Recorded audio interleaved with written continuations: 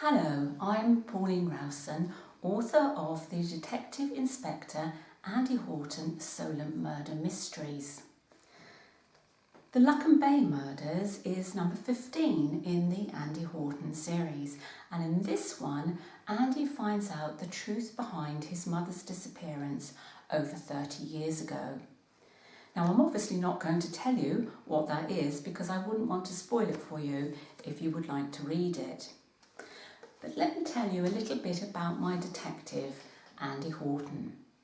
He rides a Harley-Davidson and he lives on board a small yacht in Southsea Marina in Portsmouth. Now, Andy doesn't know who his father is. He's raised by his mother in a council flat in a tower block in inner city Portsmouth. One day, his mother goes to work as usual as a nighttime croupier in a casino in Portsmouth, but she doesn't return home. Andy is eventually taken into care, foster care and children's home. He's been told that his mother has ran off with another man, that she didn't want a kid in tow.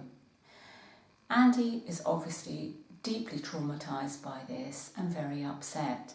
He's shoved around from pillar to post, children's home to children's home, until he is fostered by a loving couple, Bernard Litchfield, who's a police officer, and his wife, Eileen.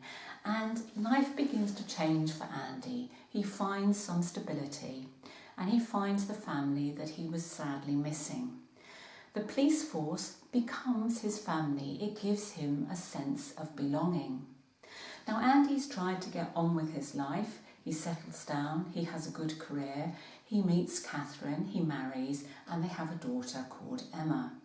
Everything seems to be going to plan until one day when he's working undercover in an operation down on the seafront in Portsmouth. He is accused of raping a girl while he's on this undercover operation, which is completely untrue. Of course, he's suspended from his job, and his wife Catherine, much to Andy's deep hurt and bitterness, believes that he could be capable of such a terrible crime and throws him out of the family home. Andy goes to live on board his small yacht in Southsea Marina. Catherine doesn't allow him to see their daughter Emma, and Andy, terribly depressed about this, having been suspended from his job, takes to drink and, gradually obviously goes into a decline until one day he is so desperate that he goes out on his little boat into the Solent with the intention of never coming back. Now, fortunately for me and my readers, Andy does come back, and he comes back with a new resolve. He lays off the drink. The girl that accused him of rape has gone missing. All the charges are dropped. So Andy Horton is back in Portsmouth CID as an inspector, working with Sergeant Cantelli and DC Walters.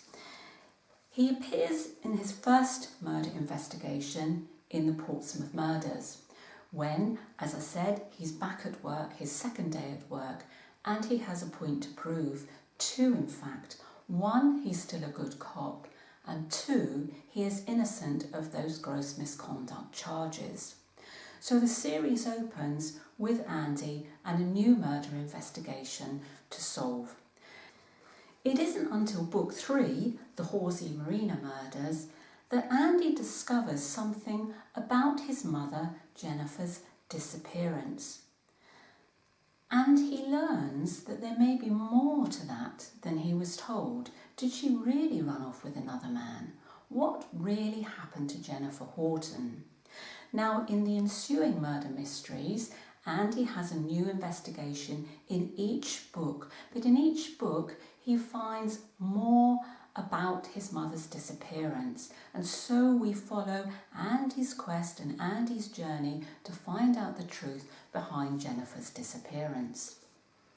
Hence we get to book number 15, which is the Luckham Bay Murders, and in this one Andy finally finds out.